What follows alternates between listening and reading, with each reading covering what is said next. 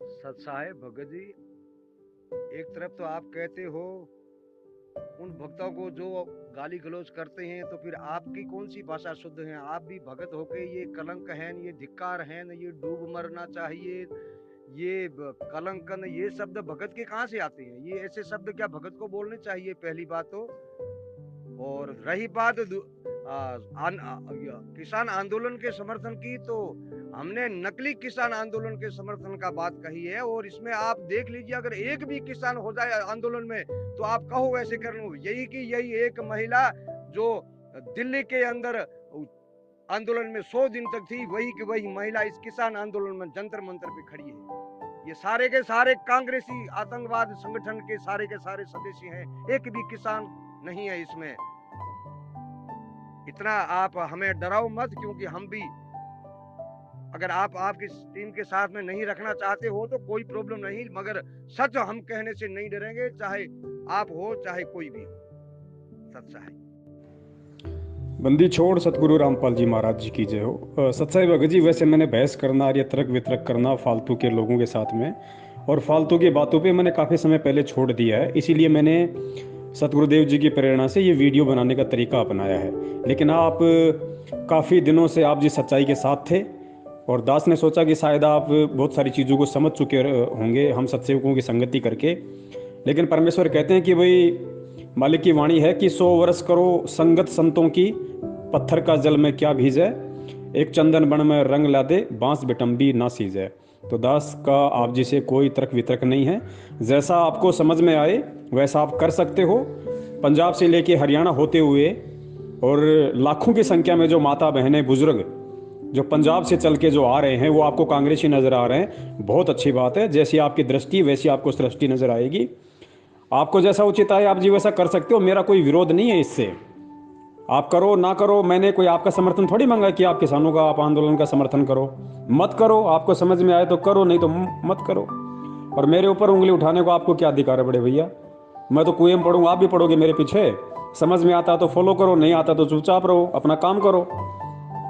तो दास ने आपको आपको कब कहा कि आप मेरा समर्थन करो? भाई, इस ज्ञान को समझ के जो मुझे अच्छा लगेगा मैं वो करूंगा, और इस ज्ञान को समझ के मुझे जो अच्छा लगेगा कि कौन व्यक्ति सही कर रहा है कौन व्यक्ति गलत कर रहा है, मैं उसका विरोध भी करूंगा, मैं उसका समर्थन भी करूंगा।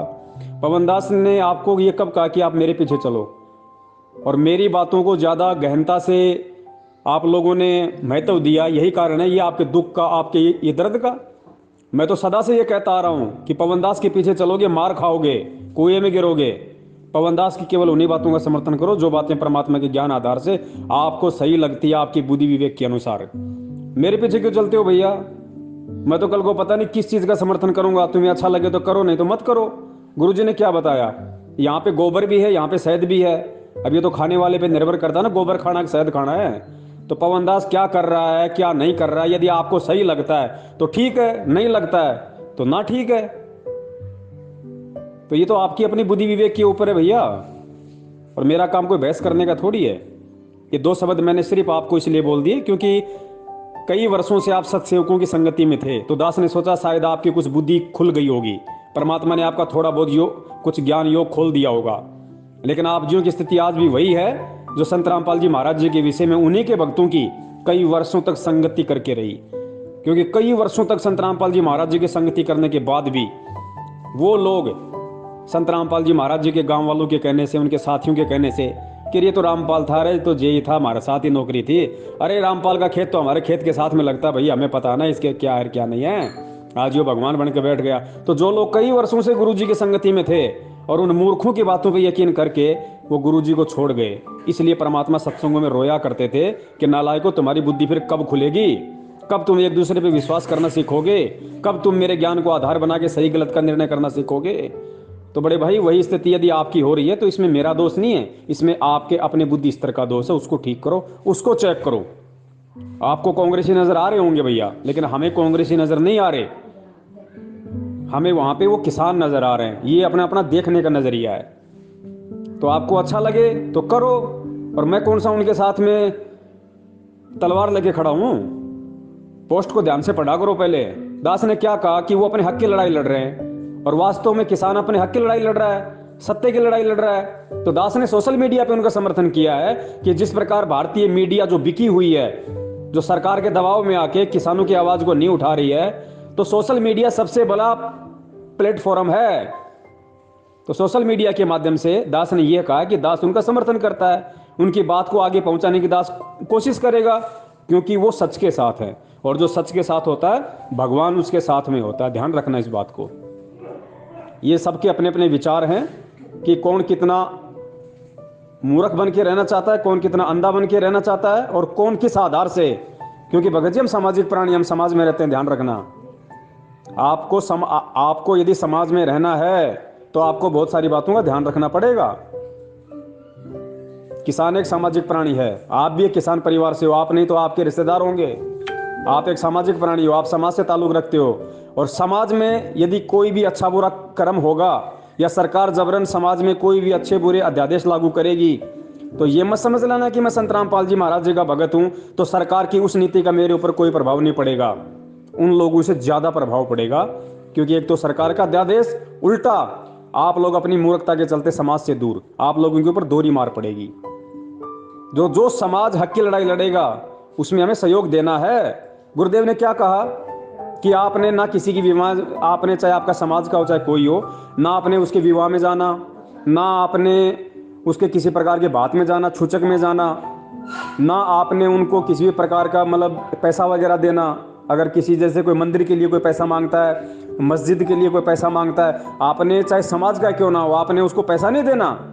लेकिन दूसरी तरफ गुरुजी ने यह भी तो कहा है कि वही समाज वाले यदि सार्वजनिक काम के लिए गांव में यदि कोई सड़क बनवा रहे हैं, यदि कोई प्याऊ बनवा रहे हैं, यदि गांव वाले मिलके समाज के लिए यदि कोई धर्मशाला बनवा रहे हैं, यदि कोई गंदे पानी की निकासी के लिए यदि कोई नाली वगैरह निकलवा रहे हैं, तो गुरुजी ने क्या बताया कि आपने भी सहयोग करना है उसमें बराबर का, क्योंकि उन चीजों का उपयोग आप भी करोगे, इसलिए आपने उन चीजों में उन गांव वालों को पैसे देके सहयोग करना है। तो गुरुजी ने क्या कहा, एक तरफ समाज का सहयोग नहीं करना, लेकिन कौन सी चीजों में नहीं करना, और एक तरफ समाज का सहयोग करना, लेकिन कौन सी चीजों में करना। ये बातें भगत जी ज्ञान आधार से समझनी चाहिए आप लोगों को। मुंह उठा के बोल दिया पवन दास ने कितना पैसा ले लिया किसानों से। अरे क्यों फिर 3 साल तक हम लोगों की संगति की आप लोगों ने, जब आपको एबीसीडी भी सत्सेवकों की अभी तक समझ में नहीं आई? फिर तो आप पहले मैनेजमेंट के साथ ही ठीक हो। आप कम से कम कर्म तो फोड़ो, तो फिर ढंग से फोड़ो। कहते ना कि लीद खानी है तो फिर गधे की खानी, फिर तो हाथी की खानी, पेट तो भरेगा। तो ना तो आप सत्सेवकों के साथ रहे, ना आप मैनेजमेंट के साथ रहे, धोबी के कुत्ते वाली स्थिति हो रही है। तो भाई आपकी अपनी बुद्धि इस तरह का मामला है, इसमें किसी दूसरे को दोष मत दो। आप जैसा आपको समझ में आए वैसा आप करो। पवन दास तो भगत जी कल को शराब पीना शुरू कर देगा, आप क्यों दिल पे ले रहे हो? आप पवन दास की उसी बात को मानो ना जहां पवन दास सही चल रहा है। अगर पवन दास शराब पी रहा है तो अपना नुकसान कर रहा है, आपको क्या दिक्कत हो रही है उसके अंदर? दूसरों को आप मतलब आगाह कर सकते हो कि भाई वास्तव में पवन दास गुरु जी के ज्ञान आधार से ये गलत कर रहा है। तो बता दो पवन दास ने अगर जो किसान अपने हक की लड़ाई लड़ रहा है, अगर सोशल मीडिया पे उसका समर्थन कर दिया, तो गुरु जी के ज्ञान आधार से कहां गलत है? एक भी पॉइंट बता दो, मैं आपके टांग के नीचे के निकल जाऊंगा। आपको कब कहा गुरु जी ने कि समाज में यदि कोई दुखी है, कोई परेशान है, नाजायज कोई किसी को परेशान कर रहा है, कोई दबा रहा है, तो आपने उनका सहयोग नहीं करना? कौन से सत्संग में कहा? तो क्या गुरुजी आपको यह बताएंगे कि आपने उनका समर्थन भी करना है? ये कॉमन सेंस की बात होती है परमात्मा का ज्ञान लेने के बाद में।